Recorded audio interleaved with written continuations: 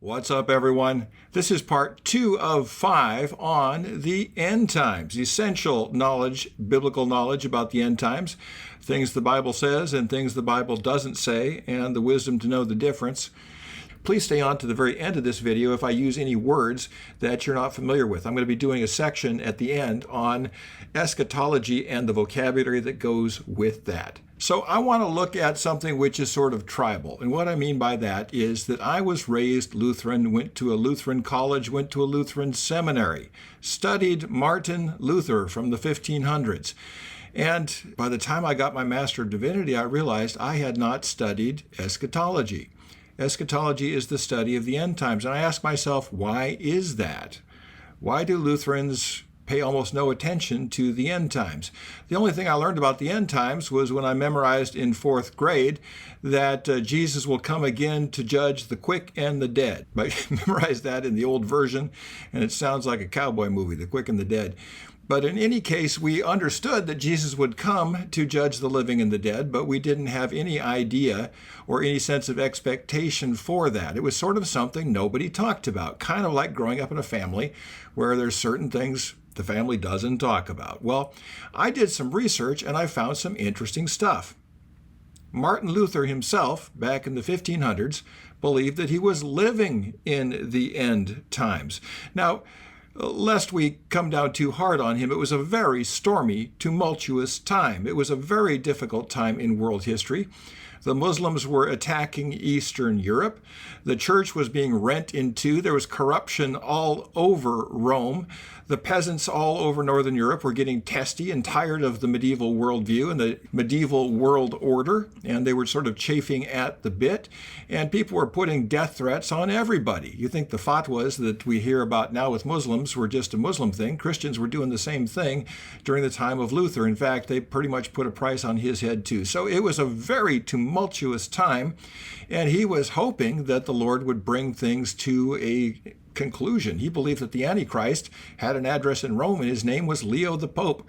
And he also believed that he was living right in the middle of the Great Tribulation. So let's not be too hard on Luther, but that's really no excuse for us Lutherans, those of us raised Lutheran, to have no eschatology. We really don't have much of one at all. And if we don't have a sense of how the Lord is going to bring the story to an end, our hope is somewhat diminished, and our sense of being in the present, therefore, is also diminished. We just sort of kind of float along, hoping things will work out in the end. So I just want to let you know that if you have any Lutheran background, or that if you know Lutherans, the reason that they don't talk about eschatology isn't because they're stupid. It isn't because they don't know their Bibles. It's because it's one of those things Lutherans historically have not talked about because they're embarrassed that Martin Luther got it wrong. He really thought he was living in the end times, and obviously he wasn't.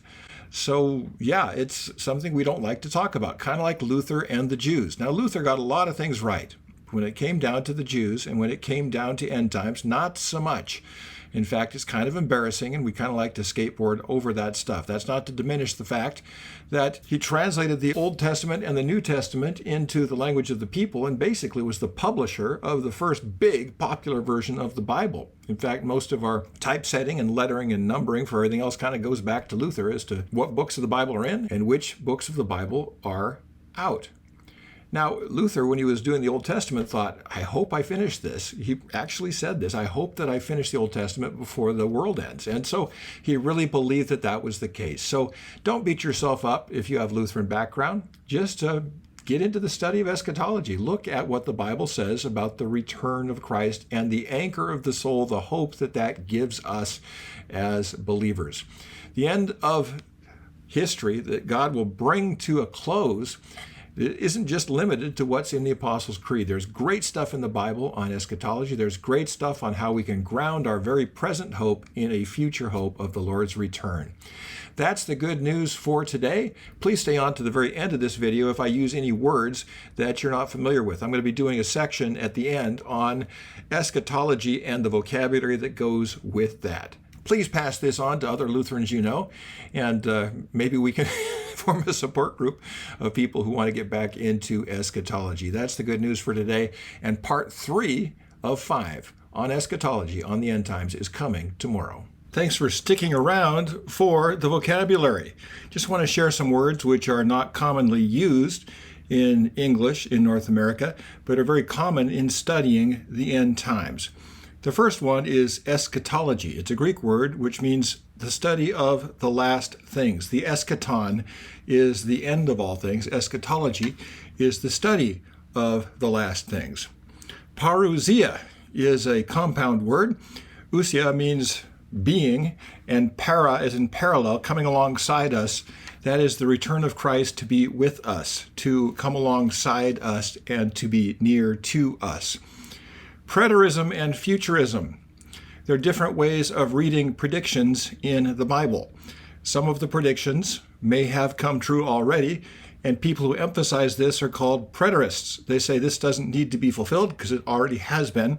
Futurists tend to see predictions in the Bible as not yet fulfilled, and they argue over whether or not these things have been fulfilled or not. You're either a futurist or a preterist when you look at predictions from the Bible in your basic temperament in how you evaluate the texts. Dispensationalism. Dispensationalism is a form of theology that was invented in the 1800s by a guy named Darby, which cuts history into 1,000-year dispensations.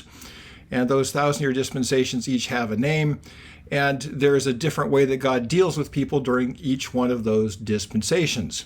This is not to be found directly in the Bible, but it's a way of interpreting the Bible, which includes things like a pre-tribulation rapture and things like that. It has been championed by Calvary Chapel and some other churches. It is a very popular way of looking at the end times. It's been enshrined in the Left Behind series. The tribulation is a time of great distress for Christians, and it can be looked at as a 7-year tribulation, a great tribulation, or just tribulation in general. And the millennium is from the book of Revelation, where Jesus talks about, or the Bible talks about Jesus reigning for 1,000 years or a millennium. That's the vocabulary you will need to understand these lessons. I hope that you'll watch all of them, sessions 1 through 5, things you need to know about the end times. And please pass this on to pastors, teachers, other people that you know, because we would love to have people study these very important things in the Bible. Blessings on you, and I'll talk to you again real soon.